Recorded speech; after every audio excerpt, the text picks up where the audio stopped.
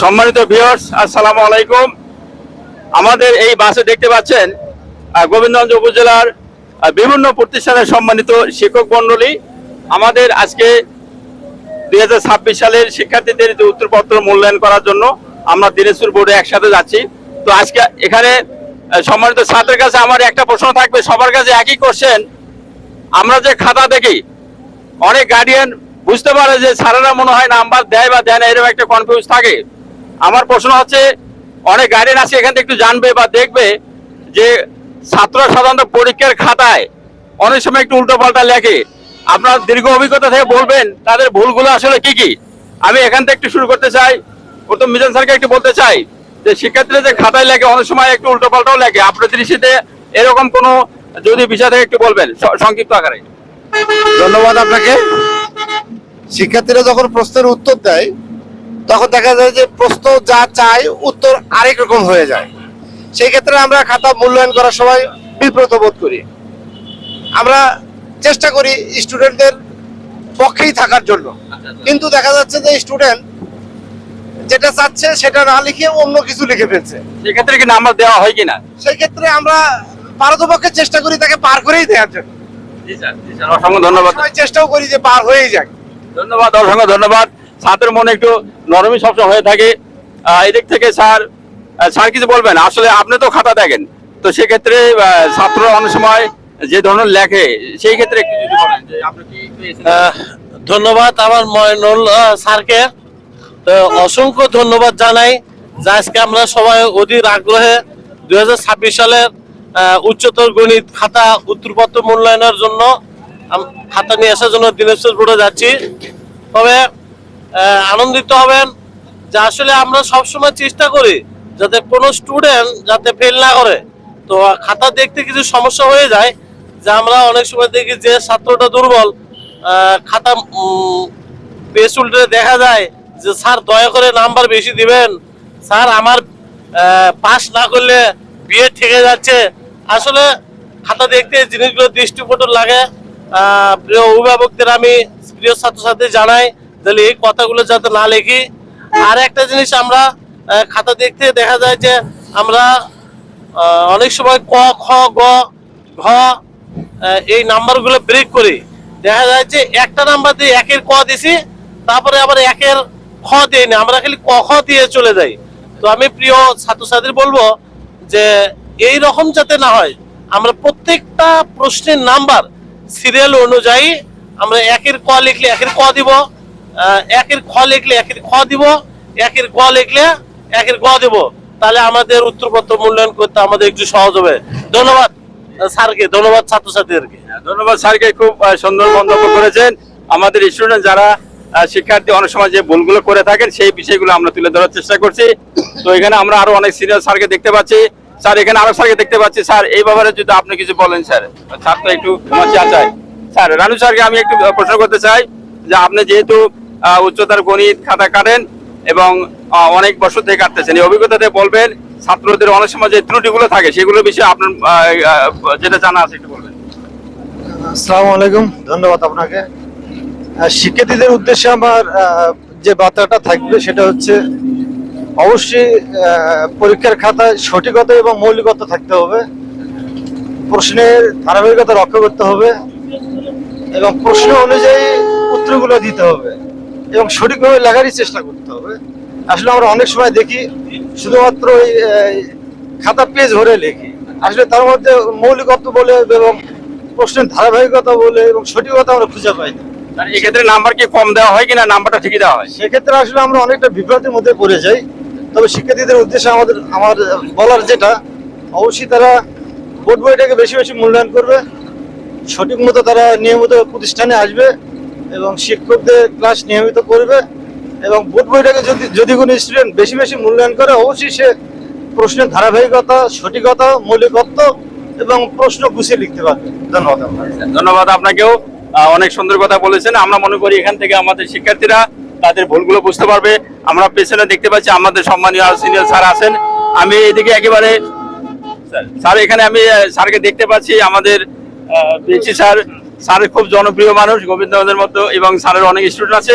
Sir, আপনার কাছে একই প্রশ্ন যদি বলি যে ছাত্রছাত্রীরা পরীক্ষার খাতায় অনেক সময় প্রশ্ন উত্তর না দিয়ে অনেক সময় উল্টো পাল্টাও লেগে থাকে, এই ক্ষেত্রে আপনার অভিমত কি স্যার একটু সংক্ষিপ্ত আকারে বলবেন? আসলে উল্টো পাল্টা লিখলে তো আর নম্বর পাওয়া যায় না, সেক্ষেত্রে সঠিক অ্যান্সার হলে নম্বর দিই, না হলে নম্বর দিই না। সঠিক হলে নম্বর দিই, আর সঠিক না লিখলে আসলে নম্বর দিই না। তো এখন যারা এই সামনে বছর পরীক্ষার্থী তাদের উদ্দেশ্যে কি বলবেন স্যার? তার ভালোভাবে লেখাপড়া করুক, পরীক্ষার খাতা তো সঠিক লিখতে পারে, স্কুল ঠিকভাবে করুক। ধন্যবাদ, অসংখ্য ধন্যবাদ। স্যার বলছেন যে আসলে পড়ালেখার কোনো বিকল্প নাই। এদিক থেকে যদি স্যার কিছু বলতে চাচ্ছেন, একই প্রশ্ন। আচ্ছা, আমি এদিক থেকে আমি দেখতে পাচ্ছি পেছনে দুইজনই সিনিয়র শিক্ষক এবং খুব জনপ্রিয় স্যার। আমি দুই স্যারের কাছে তাহলে আগে এদিক থেকে শুরু করি। স্যার আপনার পরিচয় একটু বলবেন। আপনার যে প্রতি বছরই খাতা পেয়ে থাকেন, অনেক স্টুডেন্ট যারা একেবারে প্রশ্ন উত্তরটা লিখে থাকে, অনেকে একটু উল্টো পাল্টাও লেখে, এক্ষেত্রে তাদের ভুলগুলো কি একটু যদি সংক্ষিপ্ত আকারে বলেন? ধন্যবাদ আপনাকে। ছোট প্রাণ, ছোট ব্যথা, ছোট ছোট দুঃখ কথা নিতান্ত সহজ এবং সরল, সহজ ও নিশ্চিত রাশি পড়তে যেতেছে ভাসি, তারই দুই সাইডে উঠছে জল। নাহি বর্ণনার ছটা, নাহি ঘটনার ঘটা, নাহি তেত্তি, নাহি অবধের অন্তরে অতৃপ্ত রব সাঙ্গ করে মনে হবে শেষ হইল না।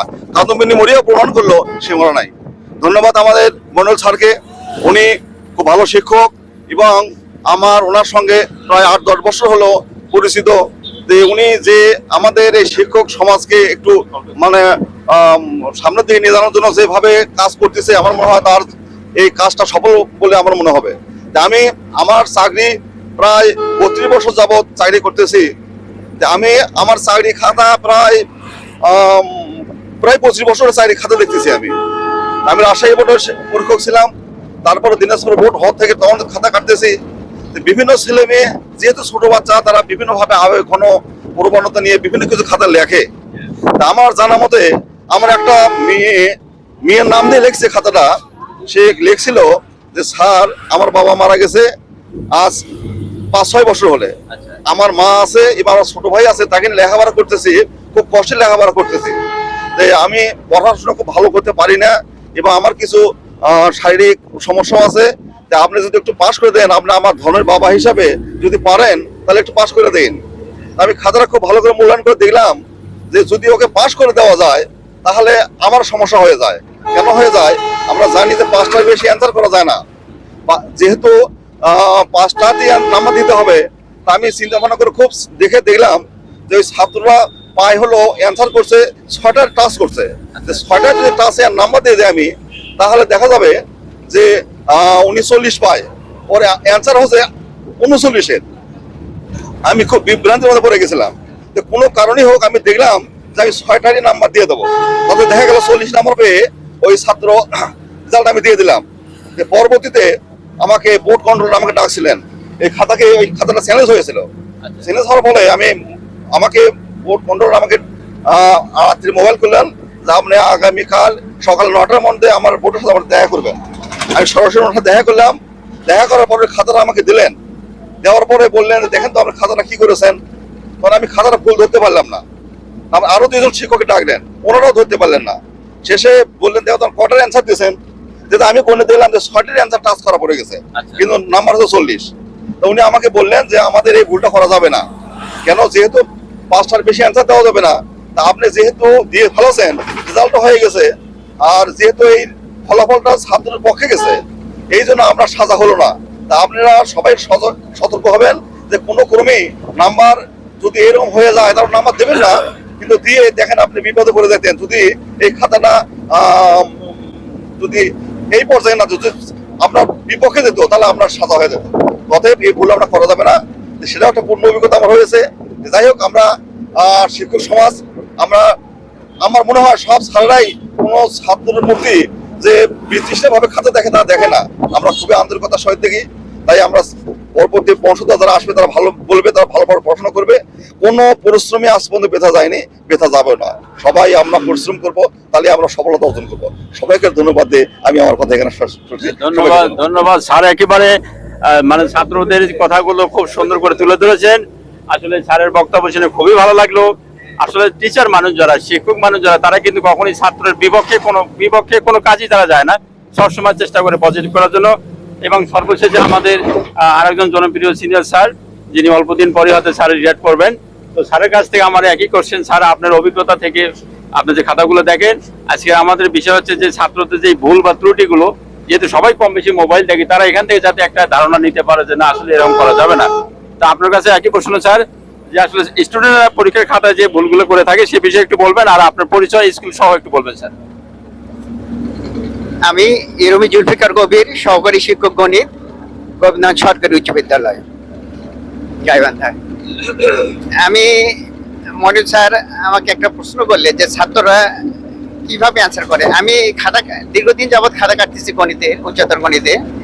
আমি দেখে রাখছি অনেক সময় অনেক ছেলে প্রশ্নের নাম্বার ঠিকভাবে দেয় না। না দেওয়ার কারণে আমরা অনেক সময় মানে কাছাকাছি উত্তর হলেও আমরা অনেক বিভ্রান্তের মধ্যে পড়ি যে কত নাম্বার দেবো, আমি কিভাবে দেবো। ওর তো নাম্বারটা, কোশ্চেন নাম্বারটাও দেয়নি ঠিকভাবে, তারপরে হয়তো অঙ্কটা হয়ে গেছে, নাম্বার না দেওয়ার কারণে আমরা অনেক বিভ্রান্তির মধ্যে পড়ে যাই। এরকম যেন না ঘটে ছাত্রদের উপস্থিত দিচ্ছি, তোমরা রিভিশন দেওয়ার সময় অবশ্যই খেয়াল করবে যে প্রশ্নের নাম্বার ঠিকভাবে দেওয়া হয়েছে কিনা। আর একটা ব্যাপার, যে কোনো কি কারণে যেটা ঘটে, অনেকটা অঙ্কটা হয়তো বা সঠিকই করছে, শেষ সময় এসে উত্তরটা ঠিকভাবে লেখে না, তাড়াহুড়ো করে কারো দেখে লিখছে না নিজেই ওটা ইয়ে করছে, এটা বোঝা যায় না। উত্তরটা সঠিকভাবে না লিখলে কিন্তু ভালো নাম্বার পাওয়া যায় না। তখন শিক্ষকরা খাতা মূল্যায়ন করতে গিয়ে হয়তো বা নাম্বার দিতেও পারেন, আর যদি নাম্বার যদি দিয়েও দেন পুরো নাম্বার দেবেন না, তখন অনেক সময় হয়তো বা 1 নম্বর 2 নম্বর কেটে দেন। যাই হোক, ছাত্রদের উদ্দেশ্যে আমি কথা বলবো, তোমরা গণিতের অ্যান্সার করার সময় শেষ সময় তোমরা অবশ্যই খাতাটা ভালোভাবে রিভিশন দিবে, নাম্বার ঠিকভাবে দিচ্ছে কিনা প্রতিটা কোশ্চেনে, তারপর উত্তরটা তোমার সঠিক হয়েছে কিনা, যেটুকু হয়েছে সেটুকু যেন সঠিকভাবেই থাকে, তাহলে তোমরা হয়তো বা পুরো নাম্বারই পেয়ে যাবে। আশা রাখি তোমরা এরপরে ভুল সংশোধন করে ভালো অ্যান্সার করবে। সবাই ভালো থাকো, আজকে এখানে শেষ করছি। কথা ধন্যবাদ স্যারকে। স্যার কিন্তু খুব সুন্দর এবং অনেক মূল্যবান কথাই বলেছেন।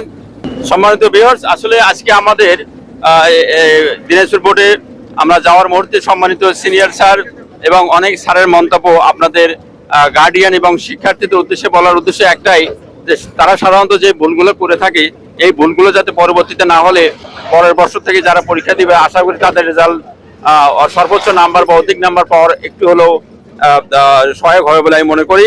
তো আজকে আমাদের সকল ছাত্রদের যে কথাগুলো আমরা বললাম, গার্ডিয়ানরা আশা করি এখান থেকে তারাও ধারণা পেয়ে যাবেন যে তার ছেলে বা মেয়ের যাতে এই ভুলগুলো না হয়, তারাও সচেতনতা করতে পারবেন।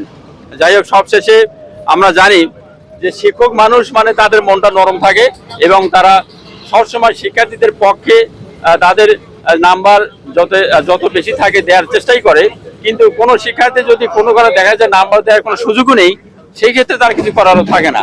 আর এখানে কিন্তু ইচ্ছা করে যে বেশি নাম্বার দিলেই, কারণ এটা চ্যালেঞ্জ, আরো 2-1 দেখে, সেখানে কিন্তু একটা বিষয় আছে। যাই হোক, সবশেষে সকল স্যারদের উদ্দেশ্যে বলতে চাই, স্যারদের জন্য আমরা সবাই দোয়া চাই। আমাদের স্যারেরা যতদিন চাকরি থাকবে সুস্থভাবে বেঁচে থেকে যেন তার দায়িত্ব পালন করে সমাজে ভালো কিছু ভূমিকা রেখে যেতে পারে, সেই আশাবাদ রেখে সকলের সুস্বাস্থ্য কামনা করে আজকের এই ভিডিওতে বিদায় নিচ্ছি। এরপর আসবো আমরা অন্য কোনো ভিডিওতে। সবাই ভালো থাকবেন। আসসালামু আলাইকুম রহমতুল্লাহি ওয়া বারাকাতুহু।